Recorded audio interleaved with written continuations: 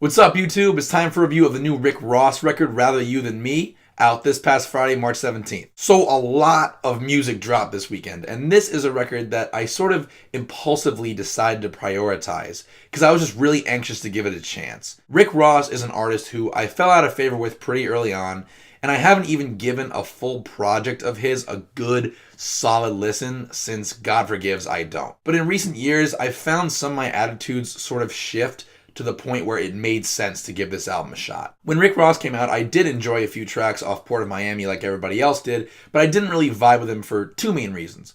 Reason number one was just his lack of lyrical skill. I mean, this is the guy who rhymed Atlantic with Atlantic.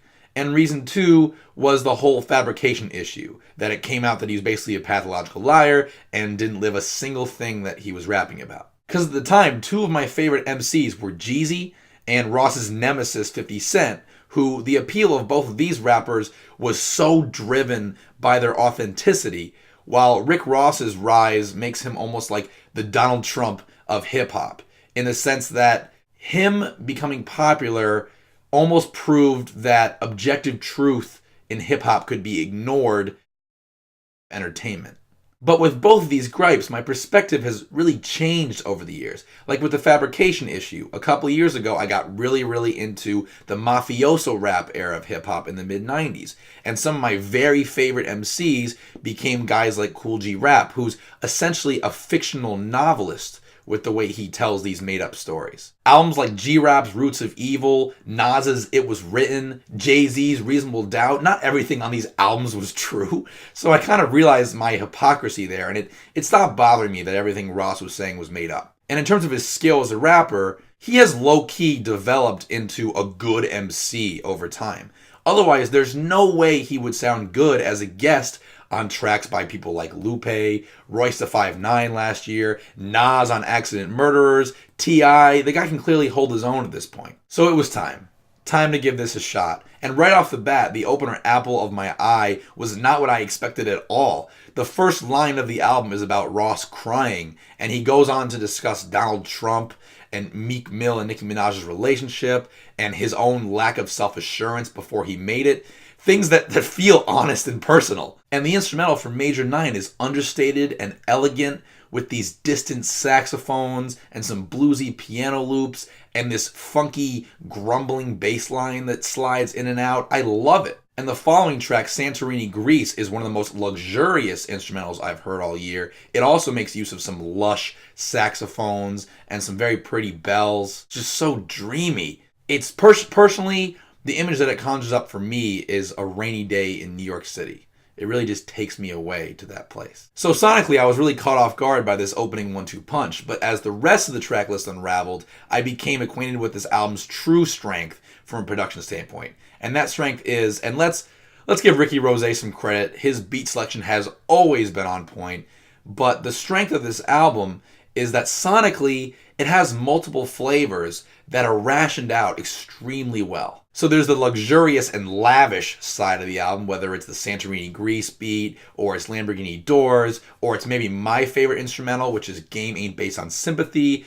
which gives some sexy saxophones their most prominent role. There's that side of the album. Then there's the side of the album that I did expect, which is the hyped up trap instrumentals, whether it's the aptly named Trap Trap Trap, or it's the closer Summer 17, or it's Dead Presidents, the posse cut with Future, Jeezy, and Yo Gotti. And lastly, there are the beats that feel a bit more subdued and minimal, like the Nas collaboration Powers That Be, or Triple Platinum. So again, this album comes at you with several different sounds, but they're balanced out and sequenced so carefully that they feel evenly distributed. So the beats are on point, probably the best thing about the album. Next, we got to discuss the feature list, which my jaw hit the floor when this track list came out and I saw all these features, especially because Ross's last LP, Black Market, was kind of light on the rap features. And sure enough, the features here, like the beats, are so well balanced, well thought out, and well rationed out that it never feels too guest heavy or like Ross is leaning on guests, but everybody who appears lends loads of personality to these tracks. Nas, of course, kills his verse on Powers That Be, though personally, I don't think anything will ever top Accident Murderers as a Nas and Rick Ross collaboration. I love that song, but still, Powers That Be is great. Skrilla has a real commanding presence on Triple Platinum.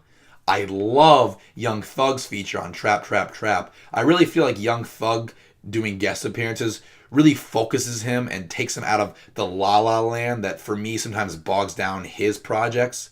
And Wale kills it on Trap Trap Trap too. Ty Dolla $ign is phenomenal on I Think She Like Me, and again proves why he's such a sought after collab in hip hop, because when he shows up to sing, he adds a whole new dimension, but he's not one of these like pop singers that are cut and pasted into rap songs. Like, he sounds like he belongs because he's part of hip hop. And best of all is the posse cut Dead Presidents, which thank God this song featured Jeezy, because the sound of this song is so blatantly lifted from early Jeezy. But the feature I'm most stoked about is Future on this song. Holy fuck.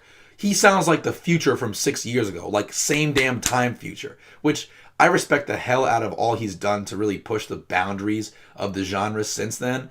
But that's my favorite Future, and he just murders this song. So Features way exceeded my expectations too. Switching gears here a bit, one song that was a real pleasant surprise for me was Idols Become Rivals, which is the song where Ross goes right at Birdman. I love this track.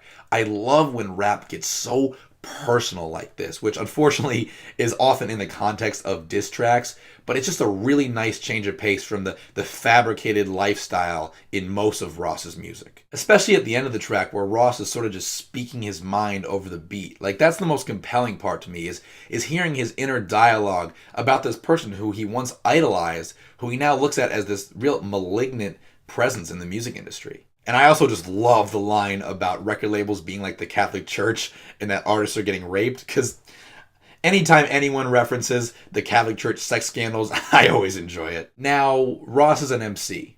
I still don't think his bars are all that special, but he's competent. There are a couple moments like the clunky rhymes in the first verse of Trap Trap Trap where I'm like, come on man, this is kindergarten.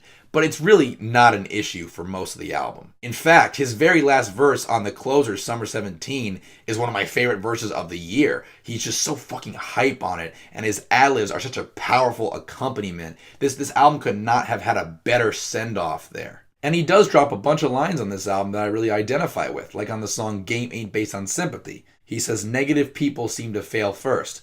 I said I'm a genius, but then I put in the legwork. And I really vibe with that because I feel like attitude and self-belief have so much to do with success. It's actually something that I work on personally in my own life every day, because I tend to have sort of a negative appraisal of things, but I really work on being positive and using that positivity and that self-belief as motivation. Though honestly, what Ross is probably best for is just those fucking absurd lines where all you can do is laugh. Like, I never thought that he would top that line on Pop That, where he said, feed them bitches carrots, fuck them like a rabbit. But I think he's done it on here. In fact, it's on the same song that I just referenced, Game Ain't Based on Sympathy. He says, I stick my dick in her and tell her my net worth. It's fucking hilarious. There's a line on Dead Presidents where he references R. Kelly pissing on people, and there's a line on I Think She Like Me where he says, if her pussy dry, I call her Beetlejuice. So he's definitely good for a few ridiculous lines. The only track I really don't like here is She on My Dick, which is not exactly a shocker when you either look at the title or you hear the incredibly lazy hook, which is exactly what you expected to hear when you saw the title. And this song especially could have been cut because the following track is I Think She Like Me, which addresses chicks too, but at least does it with a different sound, whereas She on My Dick is a trap-based song following on the heels of two trap-based songs in the track list, so it really just should have gotten the axe. But holy shit, I fucking love this album. What's great is it's not too bombastic. It just feels focused on great songs and on arranging great songs into a great track list. The features, the production, the slightly more honest bars, the shit's just well executed. It's very easy to enjoy, which is what you hope for with mainstream hip-hop like this. I'm fully aware that a lot of it has to do with the great beats, and there's an occasional mindless enjoyment that comes with a lot of these songs as opposed to something that you can really spend hours and hours dissecting and analyzing. But either way, I love this record, and I am so pleasantly surprised. Rather You Than Me gets an 8 out of 10 from me, As always, thanks so much for watching. Be sure to subscribe, leave a comment, or shoot me a message so we can continue to talk music, and I'll see you guys soon.